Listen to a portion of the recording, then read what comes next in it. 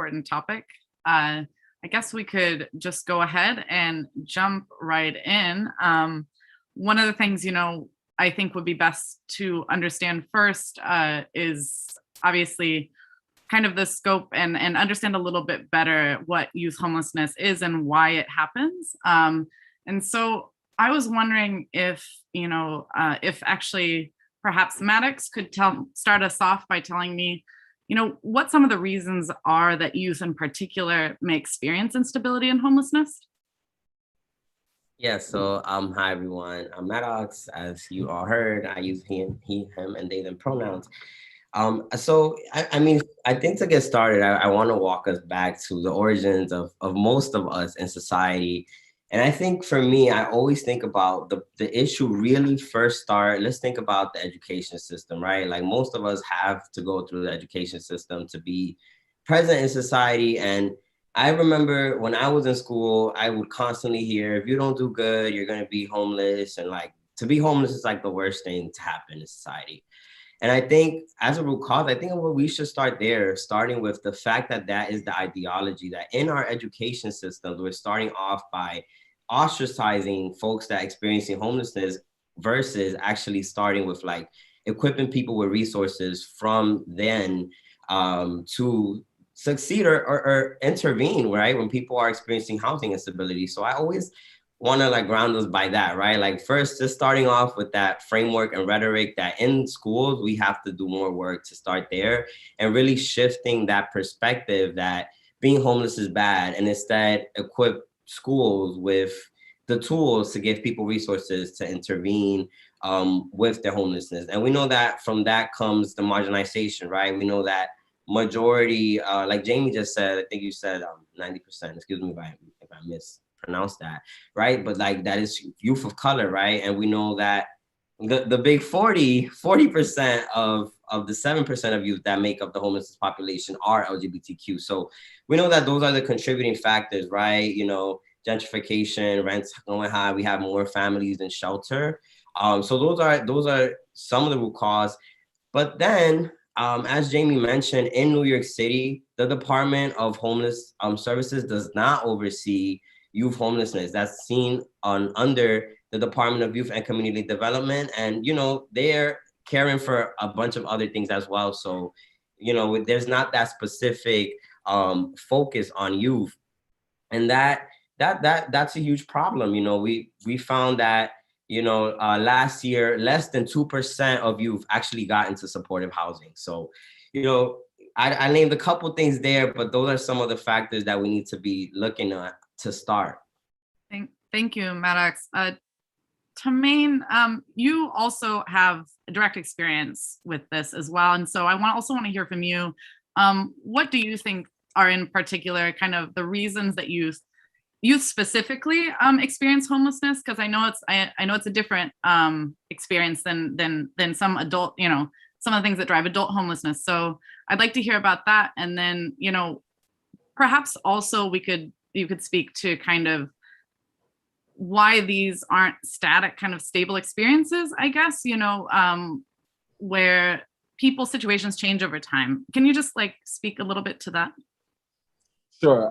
Good afternoon, everyone. My name is Tamaine. I was introduced, I am an activist, and I've actually been homeless. So what I realized was that, and I think Maddox hit it really well. So it's certain things I probably won't need to elaborate on, but to put it simply, the system tends to react rather than, being proactive and saying, okay, what is the pathways that leads up to a young person becoming homeless? Oftentimes, if you look at the childhood, if you look at the stability of the family, you can almost predict homelessness to a T. And so to put it simply, I think that the system doesn't do enough proactive work. It's more reactive. So yeah, and then I think Maddox also talked about the supportive housing piece. Simply put, there's not enough supportive housing programs. And then for the ones that do offer voucher programs, like City FEPS and Section 8 and stuff like that, that also contributes to homelessness as well, because young people either get the city voucher or either don't get a voucher at all. And I think if they were to get like a Section 8 voucher, things would be a little bit more stable for them. So, Jermaine, why do you think that youth are at times driven into homelessness? What are the reasons that are particular to youth? I think there are parts of this that are less well understood than adult homelessness. Can you speak to kind of some of the drivers that you and others have experienced that led to homelessness that are particular to young people? Sure. I guess lack of understanding. Lack of understanding what a young person needs. So for me, growing up, I had behavioral issues.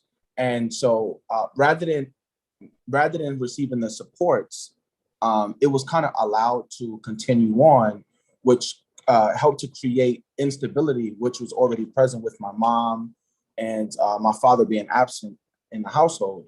So I guess overall, it's maybe the system is not understanding young people, not understanding the needs, like mental health, maybe conflict resolution would be part of it. A lot of young people don't have the skills to mitigate conflict. And that also contributes to not the family dynamic just not working out. Substance abuse, that's something that I've experienced where my mom dealt with substance abuse and so did my father. And so that created instability as well, which just wasn't addressed until everything went drastically wrong. So yeah, I guess I would start by looking at, how can we support young people earlier on? Like really early, like maybe even 6 years old. How can we look at covering the mental health piece? How can we look at, helping to promote conflict resolution so that these young people are not growing up and then getting in trouble with the criminal justice system, which also creates further housing instability. There's so many ways that things go wrong in young people's lives that contribute to homelessness. Yeah, and I just want to add real quickly, because you just reminded me of this, like the lack of prevention piece, right? Like, I was doing some prevention research, and most responses, we find that most young people, and this is my experience, like you find out about services and resources after the fact that you become homeless, right? So it's like you have to become homeless to know about services and resources versus like people just knowing about those resources beforehand as an intervention piece. Cole, I kind of also want to hear from you, since you kind of look at this also kind of in a very big picture sense. And I wanted to know, if there's anything you think, is also uniquely true for young people when it comes to housing instability. And then also, just kind of understanding big picture, like how you look at this from your work with the mayor's office. Sure. Yeah, I think Maddox and Tamaine highlighted some of the things I would have said already, right, from their personal experiences that are broadly understood to be drivers of homelessness from young people. If you're a young person who experiences homelessness with your family as a child, you're more likely to become a homeless young adult or adult on your own. So we know that prevention piece that Maddox is talking about is critical, and that this is an area where systems across the country are looking at more deeply now to try to improve prevention efforts. Similarly here, I think also what's unique about young people is they have, in many cases, really robust social networks and rely on their peer networks for help. And that could be a relative, like an aunt, an uncle, a grandparent, or a friend that they have at school whose parents are cool with them crashing on their couch. There's a lot of mobility by young people. They are not necessarily staying in one place for a long period of time. And that is more and more we're learning about that. And I definitely, if folks want to learn a little bit more about the data from across the country, Chapin Hall has this website called Voices of Youth Count. And there's a lot of interesting information there about the drivers of youth homelessness that are specific to young people. If we back up a little, and I think Tamaine was sort of saying this, these are not individual. Homelessness by young people is not an individual issue, right? These are systematic failures that have led young people to experience homelessness. So whether you are in a family experiencing substance use or other sorts of trauma, I mean, young people feel the impact of our society's failures by experiencing homelessness, and I think Maddox, yeah. Oh, sorry, Cole. I was just going to say that that's kind of a perfect intro into kind of the next question and the next topic I kind of wanted to cover, which was basically how are, government and policies structured around youth homelessness in New York. And we kind of want to take a look at their strengths and weaknesses. But first, I kind of wanted to ask folks who have been working within these systems kind of as the go-between between young people and these, systems of law, et cetera. I think, Beth, can you talk to me a bit about, as someone who represents young people and has participated, in legal battles on behalf of young people, can you talk to me a little bit about the systems that exist for young people in this city who are homeless? And on top of that, where do you kind of see strengths and weaknesses kind of as an overview? Sure, that's a big question. Yeah. Well, you can break it up. Maddox already touched on the fact that the Department of Youth and Community Development, DYCD, oversees the youth homelessness system, which I think, that happening there's a lot of good things that have come out of that and a lot of things that are not so good. On the good side, the youth homelessness system, not only just by regulation, but the programs themselves are much smaller, are much, frankly, I find to be very creative in how they work with young people who are either using their drop-in services or more long-term shelter services. They can actually spend a lot more time getting to know the young people and kind of creating community in the different spaces in a way that I just don't see happening in the Department of Homeless Services system as much. Obviously, it's hard to make generalizations because every program is a little bit different, but the benefit to being a smaller program separate and apart from DHS is it's not as, frankly, highly regulated and maybe even as carceral feeling as it can feel in the other shelter systems. That being said, that siloing is a major problem because DYCD, for example, doesn't have access to funds that would allow them to build like shelters in the way that you can in the adult homeless system. They don't have access to those capital dollars just because of the way that part of the agency is structured within government. And things like that, I think, are a problem because it limits the ways that young people can receive services in a very differently. And that extends to vouchers, as Tamaine and others have mentioned. And I think there was a question about this in the Q&A, I think in general, we should be thinking creatively and we'll talk more about this, about how to integrate the resources that we do have available while also uplifting the things that are working in each of the systems. So for example, giving young people access to city FEPS is something a lot of us on this call have been working on. And there is a brand new pilot that was launched on July 1st for 50 housing vouchers for young people in DYCD, but obviously 50 housing vouchers they could be gone already for all I know, are going to go very quickly.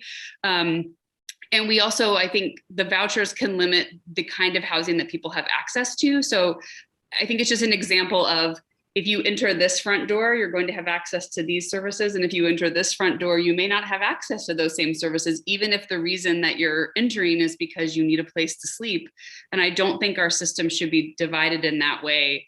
That puts the onus on the person experiencing, in this case, homelessness, to figure out in that moment of extreme stress where they should be going for their long-term benefit. It's not, we should be meeting people where they are and then giving them as many options as possible so they can make the choices that work best for them. And Joe, I also we're kind of running out of time on this particular question, but I also wanted to give you a chance to chime in. I know it's a big subject, but you have been working very closely with young people, I know, for a long time, longer than many folks in the city. on, on the street in shelters. And so I'd love to hear kind of your thoughts on the same. What are some of the weaknesses that you would like to see addressed? Sure. It is a really, really big question. So I guess just to look at a few things, I think, just to build on what other folks have said, the fact that DHS is a completely separate homeless service system than DYCD offers creates a lot of artificial barriers and artificial boundaries between different people who are all homeless New Yorkers. And that also creates divisions within the resources. So as Beth was and Tamaine were mentioning, when people in New York City and New York City policy work and funding work and all these things are thinking about solutions to homelessness, a lot of that goes toward DHS, which would make sense. But when there are entire populations of homeless New Yorkers who do not have access to DHS systems, that means they also don't have access to those resources that are created as pathways out of homelessness. So at Streetwork Project, we've seen clients come in and ask us about access to things like vouchers or priority access to a NYCHA apartment. We have no access to those things that are created as pathways out of homelessness that other homeless systems, not just DHS, but also DV shelters have access to those things.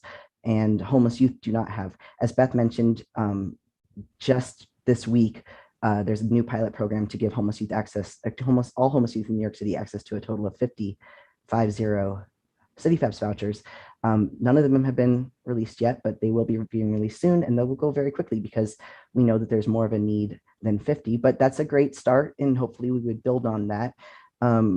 So there are things that are starting to move. Our clients have always needed access to a variety of pathways out of homelessness because, as I think other people are talking about, homelessness doesn't look like one thing for one person, and people can be homeless for a lot of different reasons. Homeless youth there are unique drivers for youth homelessness, but also homeless youth can become homeless for all of the same reasons that anyone might become homeless.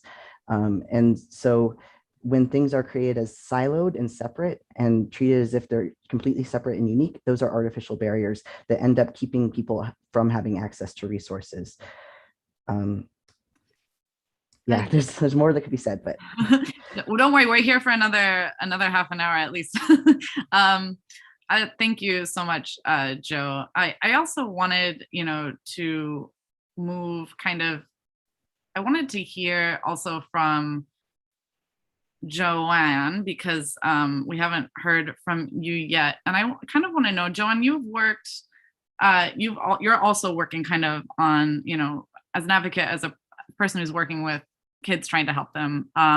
What do you think is going well and going wrong from your perspective? Where would you kind of point the spear of next steps in order to what is the best kind of next step in terms of advocacy for young people who are experiencing this in the city? Well, there's a lot of things that are not working well. I think we can all agree. A lot of folks have mentioned some of those things, which is, that the young folks experiencing homelessness have very limited access to resources in the city. There's very limited time frames in which young people can receive these supportive services from programs like Street Work. And we know that once people age out of youth programs and move into the next phase of their lives, the resources dry up and they're not as helpful, they're not as supportive, they're not as harm reductionist. There's a lot of barriers that are in place for folks to be able to access safe shelters, to be able to access housing vouchers, to be able to to get employment, to have access to resources and monies. And so one of the things that I think would be really helpful for young folks is for there to be an expansion for programs like SYEP, Summer Youth Employment Program, where folks can have more consistent access to employment and to training and learn and experience, so that they can confidently join the workforce and make income that would help them to be able to afford to live in New York City. Another thing obviously is affordable housing for folks. Right now, the way things are, there are great numbers of criteria that young folks have to fulfill in order to access things like supportive housing. And even at that, supportive housing can be really limited in how long someone can access stable, a stable place to live. I think there are some areas within that realm that could be explored and shifted to be a more benefit to the young folks who are accessing supportive housing. Like I think, like someone was saying, people tend to be in some ways discriminated against because they're young and they're perceived as being able to do certain things that maybe people perceive that older adults can't do as readily. And that's really not the case for our young folks. We do work with young people who are navigating a bunch of challenges in their lives, stemming from trauma, lack of access to education and training, and just overall poverty and racism. And so they deserve the option to also have priority to get access to housing, just like anyone else. Also, looking at the DHS shelter system, right now, the way that it's set up, it's not really a safe place for young folks. A lot of folks choose not to go into shelter through DHS because it feels unsafe. And that's because of their age. That's also because of their sexual orientation or gender ID. And so in that, people are faced with having to be unsafe in a system or outside of a system.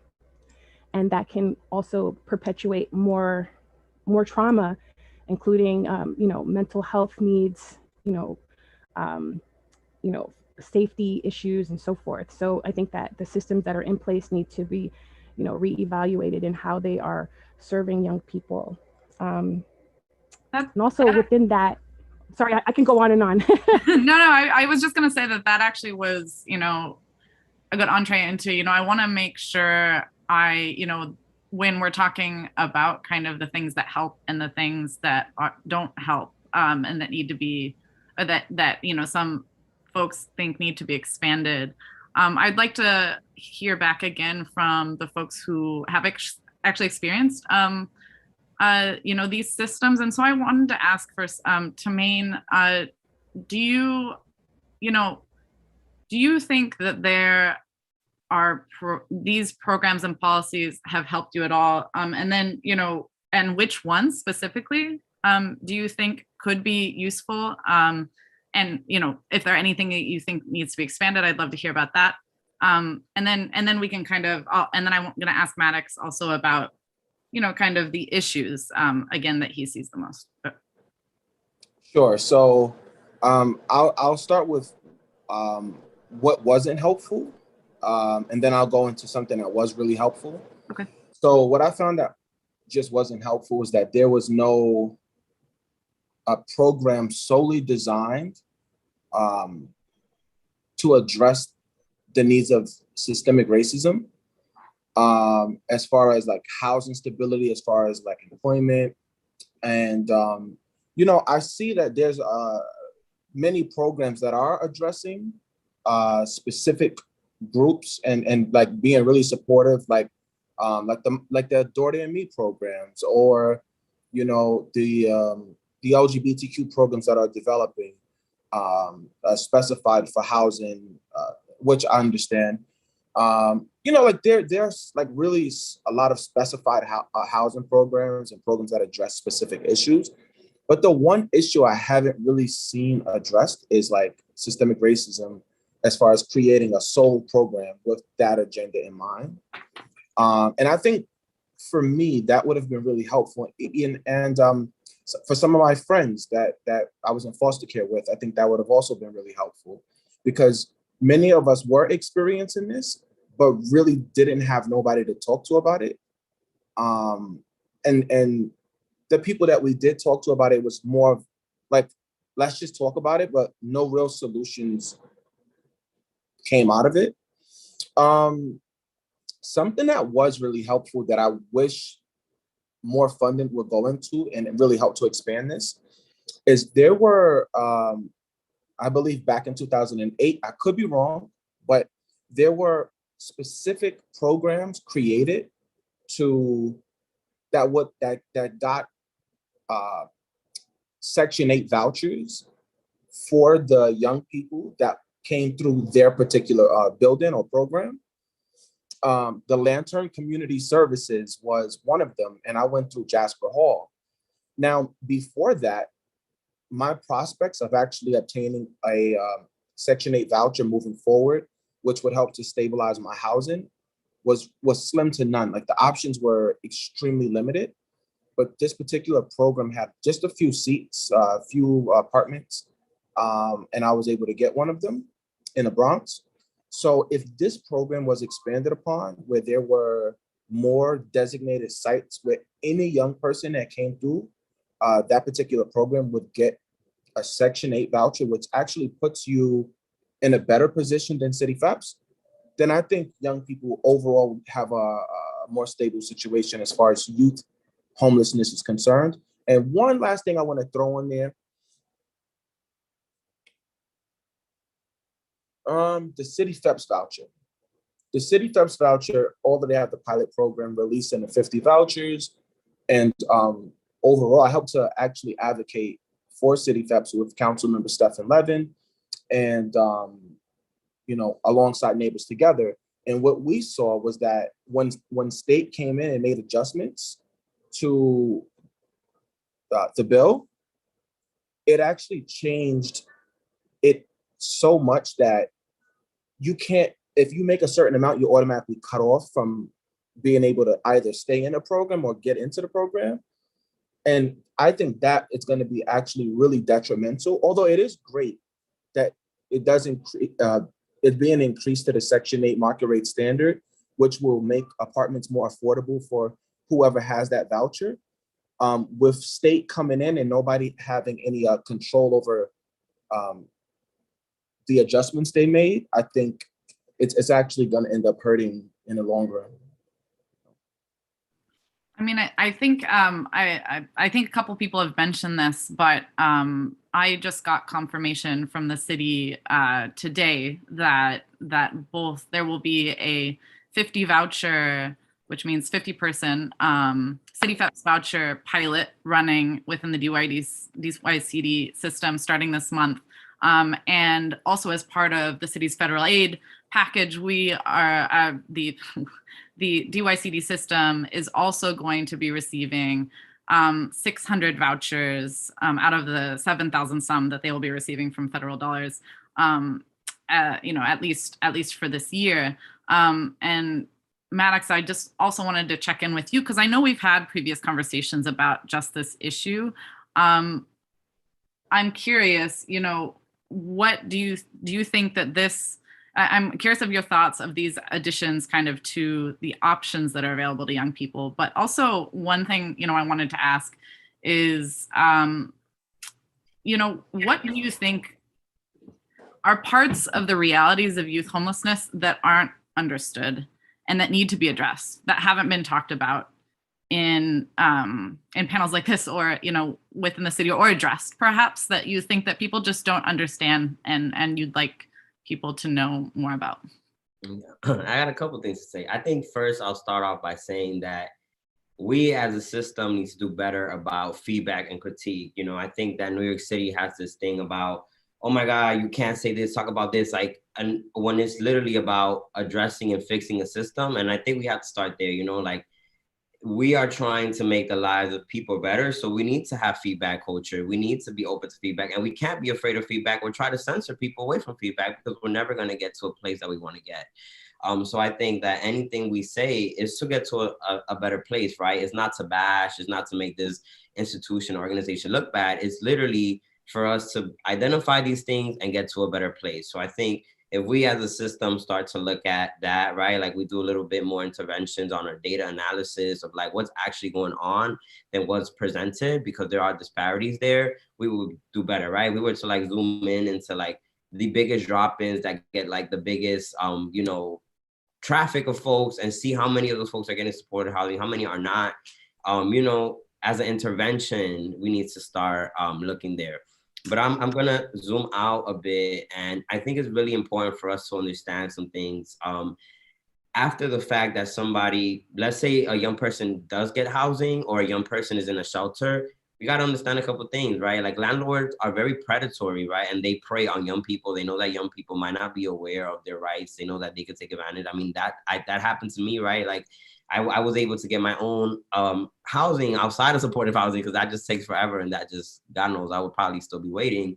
But my landlord took advantage of me, right? Like they started hitting me with all these fees, all these things into a situation where I now have a court case, and God forbid I could be placed into that situation again because I wasn't aware of my rights and I didn't know about the resources. So I think we have to understand that we have to do better on wraparound services. I mean, follow-up care services, right? Just because a young person is housed doesn't mean that they don't need support to remain in the housing.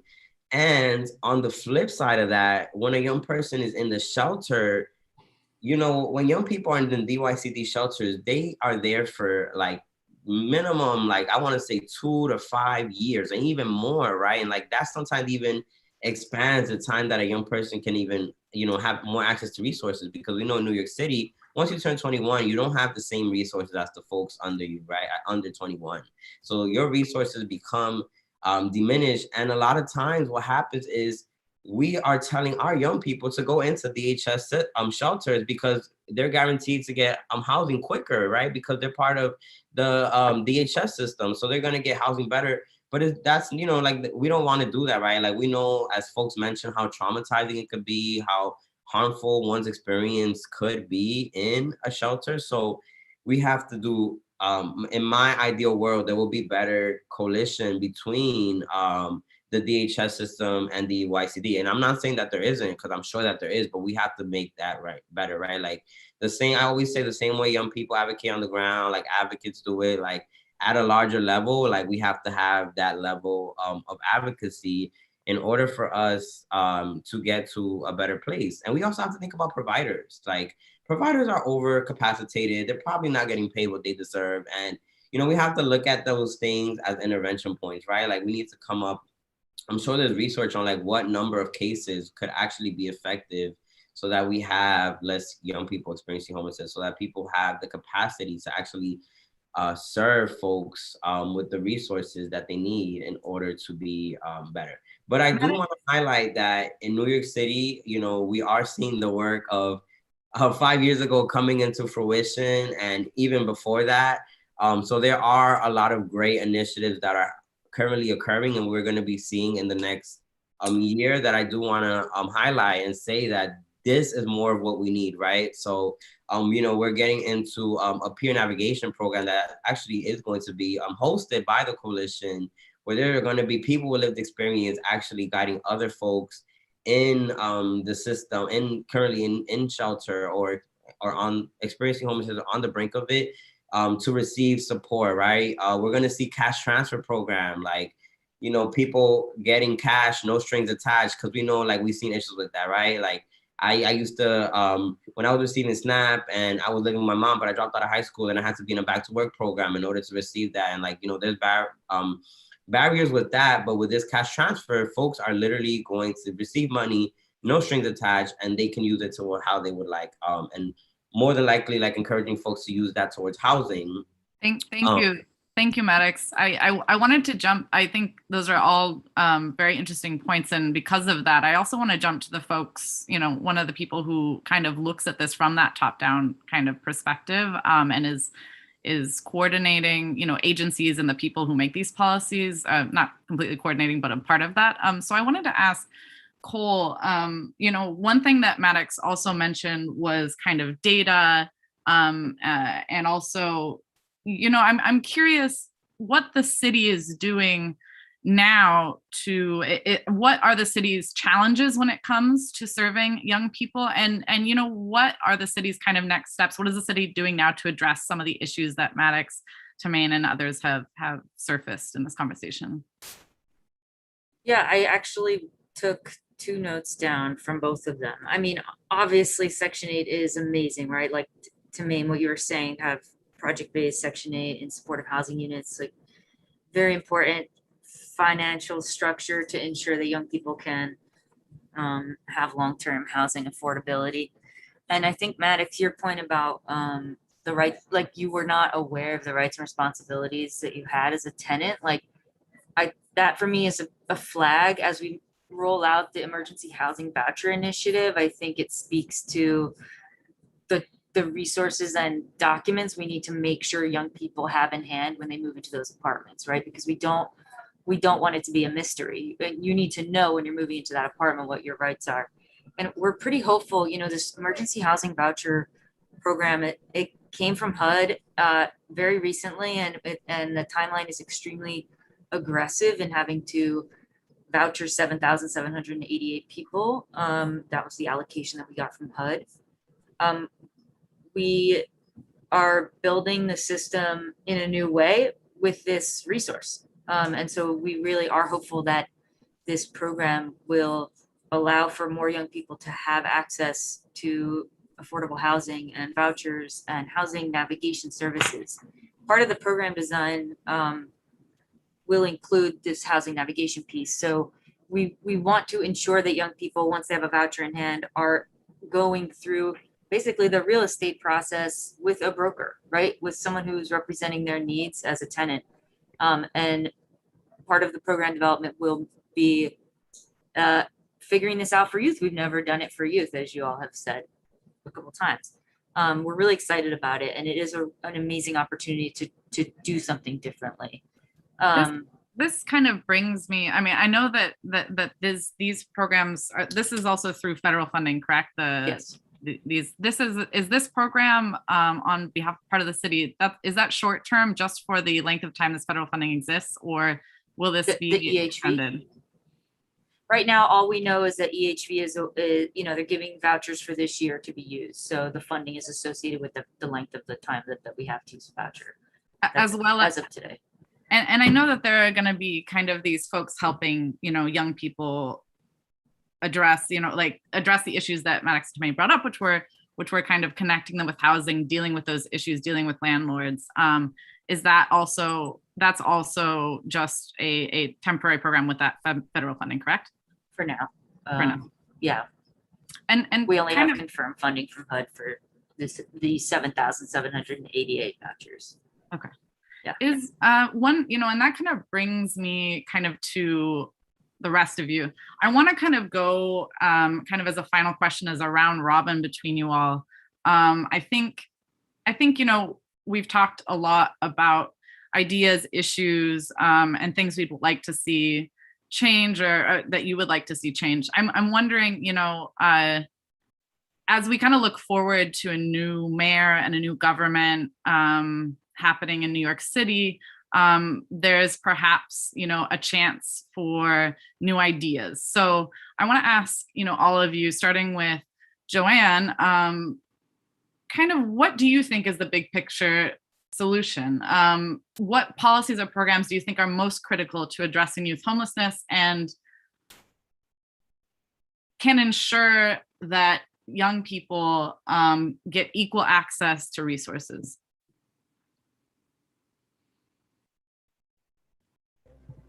Excuse me, I'm having connectivity issues, so I think I understood the question to say what kinds of policies could change in order to better serve. If you were speaking to Joanne, actually let's pause. Let's pause you for a second because I think we'll wait for your internet to your connection to reconnect. Let's start with Joe and I'll come back to you. For you, kind of like if you could speak to the next administration, that's going to be running this city, to you, what are the policies and programs you think are most critical to address youth homelessness, and how, can the city ensure that youth are a part and get an equal share in the resources that are available to folks who are houseless? Yes. So homelessness is primarily driven by two things: affordable housing and people's level of income, these are issues related to the amount of the access to income people have and the access to affordable housing. In New York City, we all know that housing is very not affordable. And so when people are living in poverty, not having access to large amounts of income, the way pathways out of poverty are really related to subsidized housing, which looks like things like NYCHA or housing vouchers or supportive housing.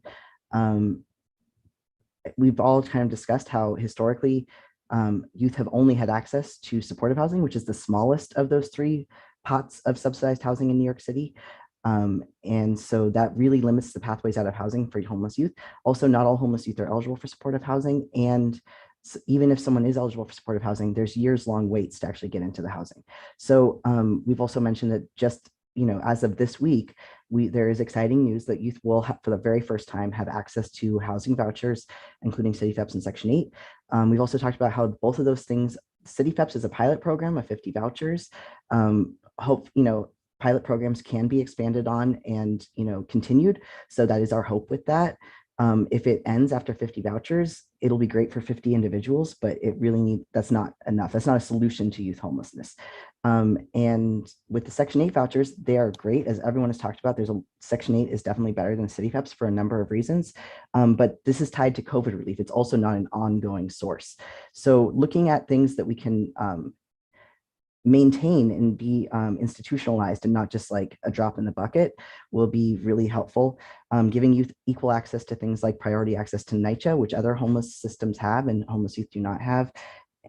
Also mainlining, maintaining those housing specialists that are also going to be funded as part of the emergency housing Section 8 vouchers, because currently DYCD does not fund any housing specialists for their programs. So looking at funding for homeless programs, homeless youth programs, at Streetwork, we have 30 different funders because there is nobody who adequately and fully funds services for homeless youth. That creates a hodgepodge of all sorts of different things and inefficiencies. But so just looking at funding for homeless youth resources, including pathways out of housing, Joanne also touched on summer youth employment. That's one of the programs that we've seen historically has had a massively positive impact on our clients, but it's a tiny program that only operates in the summer. It's hugely successful at connecting young people, especially marginalized young people who don't have other means of entry into good paying jobs, gets access to stable employment, and people have used that as the pathway out of homelessness themselves. So looking at making that a year-round program, looking at increasing. Joe. I'm sorry, I'm going to have to stop you just because just because we have a lot of people to get to. Joanne, can you give me maybe under like 1 minute a few ideas of your own? Yes. Well, one of the things that I don't know if it was mentioned, but there is, very stringent eligibility criteria for supportive housing, and that includes, homelessness history, and a lot of the experiences that young folks have in being homeless don't count as for applying for or even temporary eligibility criteria would be because Joanne, I'm losing you again. Maybe one solution could be, why don't you type to me a couple of the things that you're thinking, and I'm happy to read them out here to the, to those who are watching and the other panelists. Can we move on to hear from, let's hear from Beth. I would just amplify everything that Joe said in regards to housing and income, kind of into Maine and Maddox's earlier points that, people often think that homelessness is like a competency failing of some sort, like you didn't do something right, and that's why you're homeless, and it completely not taking into account, systemic racism, obviously how white supremacy have infiltrated every single system we have in the entire country, but particularly as it relates to how we interact with folks who are on the lower end of the economic spectrum. So I can't underscore enough that if I were to, I don't even know how I would start a conversation with Mayor Silwa, but if I were having a conversation with Mayor Adams, I would say, we know that in the past, you've been actually very supportive and were helpful to runaway and homeless youth and getting laws changed that have significantly impacted the amount of time and the kind of services that young people can get. And I would ask you to be bold and creative and be willing to try things that other people have been a little bit afraid to do, and expand, to Maddox's point, what actually I also had written down, expand kind of like the tough skin of government and be willing to really sit down and hear critical advice about things that should be a little bit different and not get defensive about it, so that we can all work together at achieving, I think, what we all want, because I actually fundamentally believe that people in government want to make things better. So we just need to work together to do it. And the big one I am very sensitive about is that, as imperfect as all of the shelter systems are in New York City, what we really need is like a really bold investment in truly affordable housing, but without getting rid of the shelter system at the same time. Like, you have to do both and spend a lot of money at the same time. So what happens is the shelter census will automatically go down and we can hopefully virtually eliminate it, but we can't just like get rid of the shelter system and just assume people will have a place to go as we build all this affordable housing. There's a lot of push for that right now, like to get rid of the shelter industrial complex, which I would love to do. I would love to not have a job where my job was to help people have rights in shelter. Like, honestly, I love it, but I would rather do something else. But like, we can't eliminate something that is quite truly like sometimes the last safety net people have in their life, to hold them up a little bit, as imperfect as it is, in a really difficult time. And I just wanted to make sure I said that today. Thank you, Beth. I just got a message from Joanne. So I just also want to include some of the things that she was saying when it was cutting out. She says that eligibility criteria, supportive housing relies on homelessness history, and many temporary shelter options, including couch surfing and intermittent inconsistent access to others' homes, does not count towards one's eligibility, she says. She also thinks that the youth count does not provide an accurate picture of homeless numbers. And so thank you so much, Joanne. I appreciate you typing that out for me. And I'm sorry that it was cutting up a bit. I want to move on to Cole, and just if you can briefly answer the same. I know you work within, but what would you say to the next administration? Yeah, thanks. Well, there's so much to build on from the past 8 years. When this administration started, there were 253 youth beds. There are 813 now. The community, when we have worked together, as everyone has said, changes are made, and they are made because they have been informed by the voices of people on the ground with lived experience and doing the work. And so I think the number one thing is to constantly reevaluate the interventions that have been funded, supported, maintained, to make sure they're effective and that they work and that they're worth expanding or continuing. I think reassessing the recommendations from the Youth Homelessness Task Force would be a really important sort of thing to do in a new administration. And finally, listening to young people, having young people live experience as as people we rely on as advisors, and help us inform and build new systems or change them if they aren't working. So that's a very broad summary, and I could talk a lot longer, but I know we're running out of time. We never learned the mute function, do we? That was my mistake. I know we've talked a lot about this already to both Tamaine and Maddox, but I want to give you guys a couple quick seconds. We're running out of time, but I want you to hear from you last. Tamaine, can you give me a quick 10-second hit? Yes. So being quick and effective, I would say we want to further empower organizations, nonprofit organizations like Grand Windham. We want to expand services to young people who are not comfortable in shelter or in the systems. Further support supportive housing. I love what's going on with the vouchers, but we need to double down on that. That's definitely a strong thing that will help create stability long term. Hiring young people to lead initiatives like this, I think, is going to make the difference with the lived experience. And the one main thing that I want to double down on for the next administration is repercussions for landlords, brokers, whoever, who will end up discriminating against young people who are trying desperately to use these vouchers.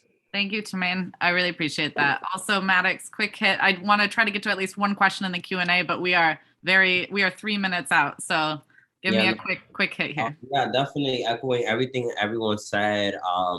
You know, and if they should watch this, I'm gonna just say that they gotta watch this for a starting point. And lastly, like Cole said, there should be, I don't know if this is the city hall, I don't know where, but there should be a team of advisors with people with lived experience and experts who've been working on this issue on the ground, advising the policies that the city makes towards runaway homeless youth. Thank you so much, Maddox. So that wraps up the panel portion of this. I want to go now to your questions, and let's just quickly see here if we can get through them. I know that they're important as well. I appreciate you all hanging with us. I want to ask first, the first question that I'm seeing here is mentioning the separation of youth homelessness under DYCD as creating access issues. So this person is asking, do we want city youth homelessness to be under DHS or elsewise? Let's go to, let's ask Joe on this one. Let's start with you. I think it's a complicated thing, and we would have to look at all the pros and cons involved. A lot of the cons to it being separate are also things that might be addressed in other ways, like the fact that currently DHS really hoards resources. Even things like a data, access to supportive housing is always prioritized for DHS clients, which is different than saying prioritize for homeless New Yorkers, because we're all talking about folks who are homeless New Yorkers who are equally homeless, should have equal access if they meet all the criteria, but DHS clients are prioritized. DHS has a database of affordable apartments that have been inspected and ready to go with vouchers. They're the only ones who have access to that. Our clients who get vouchers don't yet have access. So if the city could share resources and not talk about homelessness as if it only equaled the DHS bed census, which is the highly political number that everyone looks at, there's a multitude of homeless New Yorkers who are not included in that census, but because they're not counted and they're not seen, they don't get the same access and they get discriminated against and excluded from resources they are equally eligible for. So if there's other ways to address that discrepancy, at the moment, it seems like the most clear way to make the city actually see, count, and include homeless New Yorkers that are not in the DHS census would be to join these systems. But there might also be other ways to address that discrimination, blatant discrimination and exclusion, without maybe losing some of the uniqueness and special characteristics of homeless youth programs. Thank you, Joe. I see that here that in the chat, Joanne is echoing Joe's calls for an expansion of ways to find funding, or an expansion of funding here, because she says it limits the way that runaway homeless youth providers can work collectively and without barriers, she says. Thanks for continuing to add the chats here, Joanne. I appreciate that. I also am getting a question here from someone. We're just going through them a little bit quickly, but if anyone really feels like they want to chime in on something I haven't called, please just raise your hand quickly for me. This person asks, access to supportive housing for youth and young adults that isn't dependent on entering the single adult DHS operated shelter system. Is there an access to supportive housing for folks who aren't in the adult system? They ask. I know we've covered this a little, but maybe we can go here to Cole. Sorry. Yes, there is access. I can't see what you're reading, so I'm not sure what to respond to exactly.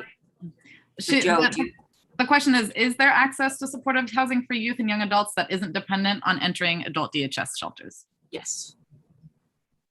I would caveat that, though, to say that there's a difference between things that exist on paper and places where there's actually apartments available for people to move into. Technically, the answer is yes. In reality, it's almost no. Supportive housing primarily exists for people who are not only currently homeless, which is defined as being in a shelter or on the street, which is what Joanne was referring to earlier about things like couch surfing not counting, but also is actually prioritized for people who are chronically homeless. So not even currently homeless, but actually chronically homeless, which is more complicated, but to oversimplify it, meaning being homeless in a shelter or on the street for at least a year. That's an oversimplified definition of that.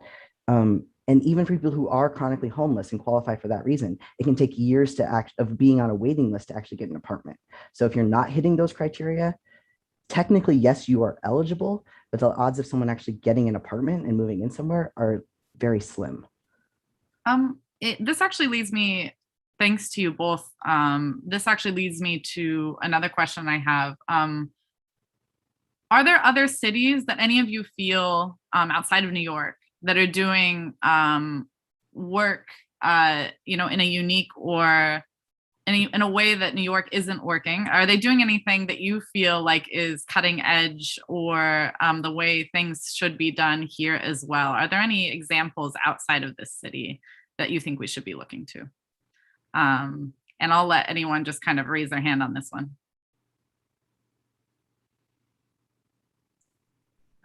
I think Washington State has a lot of great stuff happening, and varies by municipality, but there's been a lot of really intentional and awesome work alongside young people to shift some of their systems there. And then one other question is, and I want to ask, one of our young people here, Maddox, someone here is asking, what resources the city could provide or invest in to help young people experiencing homelessness beyond just services? I mean, I always say this, but I wish we should be improving more on the resources that we have, like marketing those resources to young people. Obviously, I was gonna say this too, but in California, they're paying all their low income residents back rent from COVID during the pandemic. So New York, it would be amazing if we applied this, and the people who know the loopholes, right, of getting into supportive housing, there's a certain way you have to answer the questions in the application to receive it so that you don't automatically get declined. Working more in that matter. If we know that, let's ensure people get housing, because when I fill it out on my own, I'm just not gonna get it. Yeah, I don't know, Tamaine, if you want to add anything to that. Thank you guys all so much for coming to this conversation and bringing all of your unique perspectives here today. I'm going to stop us here. I know there's so much more to delve into this than we have in our hour conversation today. Hopefully we'll have more, but I want to thank everyone for listening. I'm going to hand this over to Asia from Prescription Home to kind of to put a bookend on this great conversation. Thanks, everyone. Yes, I want to thank you guys so much for sharing and giving this great information to everyday New Yorkers who so needed this information. This is an important topic that we don't want to shy away from. So I want to thank you guys again for being a part of this. This is extremely important and brave of you to do that. So thank you. I want to thank our co-sponsors, Brand Windham, Coalition of the Homeless Youth, especially Jamie. Thank you so much for all your efforts. This has been really amazing. The city, we want to thank you for your efforts and for being here and sharing in this conversation. Maddox and Tamaine, you guys are awesome.